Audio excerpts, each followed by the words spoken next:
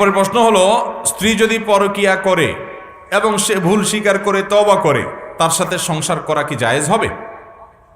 গুরুত্বপূর্ণ প্রশ্ন।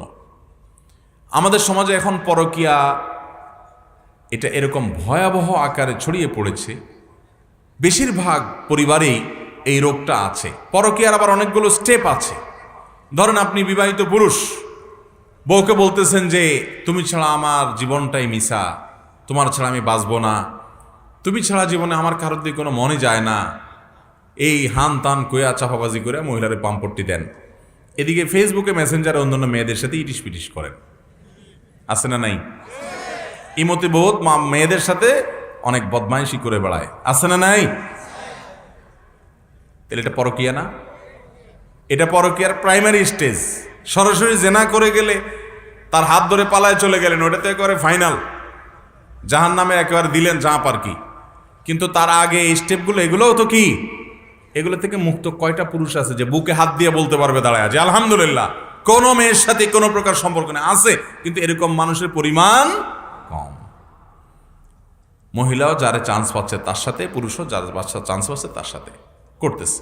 তো যাই হোক, এরকম পরকীয়া যদি লিপ্ত হয়, সেটা স্বামীও হতে পারে। মেয়েদের চাইতে বরং ছেলেরা বরং বেশি আসক্ত হয় আজকাল।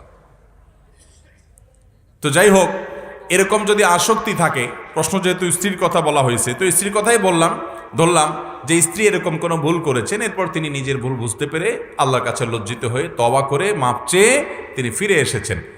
আপনার কাছে সেটা ধরা পড়ার পর তার তওবাটাও আপনার কাছে মনে হয়েছে যে তিনি আসলে অন্তর থেকে খাঁটি তওবায়ে নাসুহা করেছেন এবং তিনি ফিরে এসেছেন। আপনার কাছেও সে দুঃখ প্রকাশ করেছেন, আর কখনো করবেন না সংকল্প করেছেন। আপনার কাছে মনে হয়েছে যে হ্যাঁ, তার তওবাটা টিকবে মনে হয়, তাহলে অবশ্যই আপনি তাকে ক্ষমা করে তার সাথে সংসার করতে পারবেন। শুধু পারবেন না, বরং ক্ষমা করে তাকে সুযোগ দেওয়া আপনার উচিত।